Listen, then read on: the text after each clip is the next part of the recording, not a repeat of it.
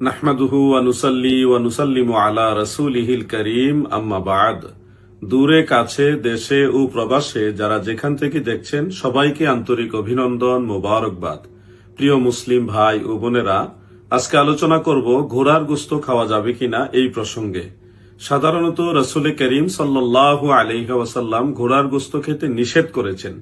যেমন সিহা সিত্তার অন্যতম কিতাব সুনান ইবনে মাজা শরীফের 3198 নম্বর হাদিসে উল্লেখ, সুনানু নাসাই শরীফের 4331 নম্বর হাদিসে উল্লেখ, মুসনাদু আহমদের 16817 নম্বর হাদিসে উল্লেখ, সুনানু আবি দাউদের মধ্যে 3790 নম্বর হাদিসের মধ্যে এই হাদিসটি উল্লেখ রয়েছে।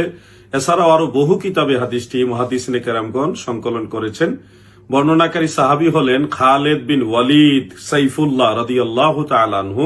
তিনি বলেন, নাহা রাসূলুল্লাহি সাল্লাল্লাহু আলাইহি ওয়াসাল্লাম আন লুহুমিল খাইলি ওয়াল বিগালি ওয়াল হামির, অর্থাৎ রাসূল করিম সাল্লাল্লাহু আলাইহি ওয়াসাল্লাম ঘোড়ার গোশত খেতে নিষেধ করেছেন।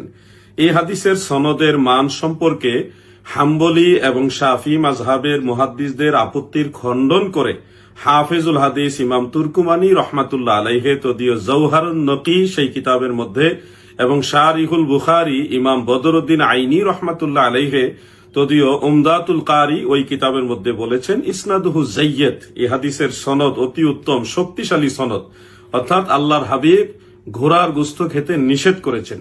অনুরূপ আরেকটি হাদিস হাফিজুল হাদিস ইমাম নুরউদ্দিন হাইসামি রহমাতুল্লাহ আলাইহির লেখা কাশফুল আস্তার আন জাওয়াইদিল বাজ্জার সেই কিতাবের 2857 নম্বর হাদিসের মধ্যে উল্লেখ করেছেন।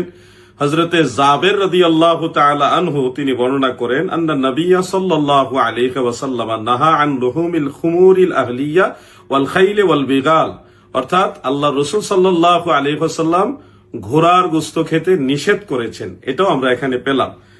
ঠিক অনুরূপ হাদিস বর্ণনা করেছেন বিখ্যাত সাহাবী হযরতে মিকদাম ইবনে মাআদি রাদিয়াল্লাহু আনহু থেকে।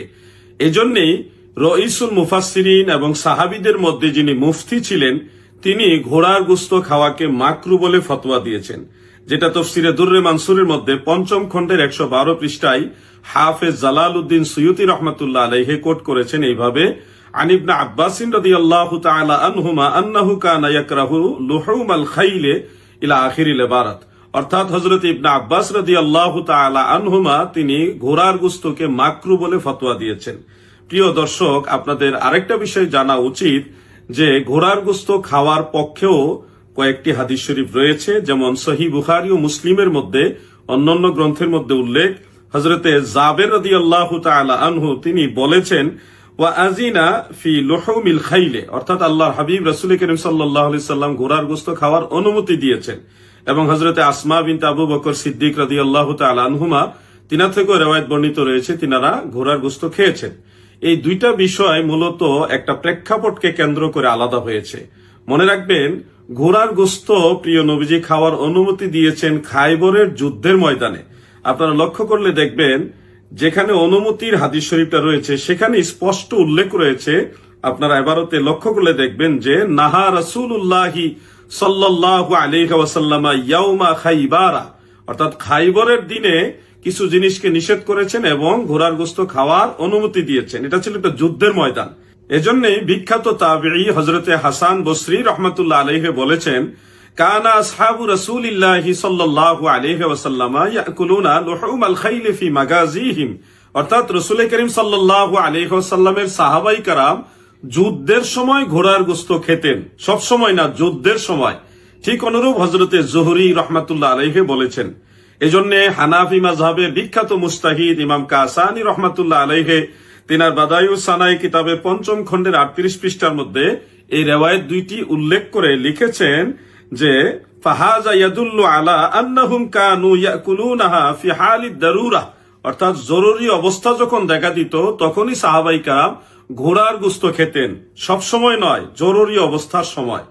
হানাফি মাযহাবের ইমামে আজম আবু হানিফা রহমাতুল্লাহ আলাইহি ঘোড়ার গোশত খাওয়া সম্পর্কে মাকরুহে তাহরিমা বলেছেন, যেটা হেদায়া সহ বিভিন্ন ফিকহের কিতাবে স্পষ্ট উল্লেখ।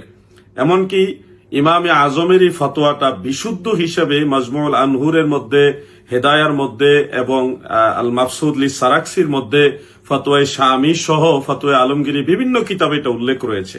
তবে সাহেবাইন ইমাম মুহাম্মদ ইবনু হাসান, ইমাম আবু ইউসুফ তিনারা আবার বলেছেন এটা মাকরুহে তানজিহি, যেটা জাহিরের রওয়ায়াতের মধ্যে উল্লেখ রয়েছে। কোন অবস্থাতেই হানাফি মাযহাব মোতাবেক মুতলাকান একেবারে শর্তবিহীন ঘোড়ার গোশত সবাইকে খাওয়া জায়েজ বলার সুযোগ নেই। অতএব প্রিয় মুসলিম ভাই ও বোনেরা, মহান আল্লাহ তাআলা আমাদেরকে বক্ষণ করার জন্য অনেক প্রকার হালাল গোশত দিয়েছেন, যেগুলি নিঃশর্তে আপনারা গ্রহণ করতে পারেন। যেহেতু ঘোড়ার গোশতের বিষয়টা হানাফি মাযহাবের বড় বড় মুস্তাহিদরা, ইমামরা, ওনারা এটাকে মাকরু বলেছেন, কেউ কেউ মাকরুহে তাহরিমা বলেছেন এবং কেউ মাকরুহে তানজিহি বলেছেন। কোনো অবস্থাতেই শর্তবিহীন এটাকে জায়েজ বলেননি এবং খোদ আল্লাহর হাবিব রাসূল করিম সাল্লাল্লাহু আলাইহি ওয়াসাল্লাম এটা নিষেধ করেছেন। সাহাবাই কারাম যুদ্ধের ময়দানে কিংবা জরুরতে সেটা ভক্ষণ করতেন, কিন্তু সব সময়ের জন্য এটা বৈধ বলা যাবে না। মহান আল্লাহ তাআলা আমাদেরকে হালাল জিন্দেগি গঠন করার তৌফিক দান করুন, আমিন। আসসালামু আলাইকুম ওয়া রাহমাতুল্লাহি ওয়া বারাকাতুহু।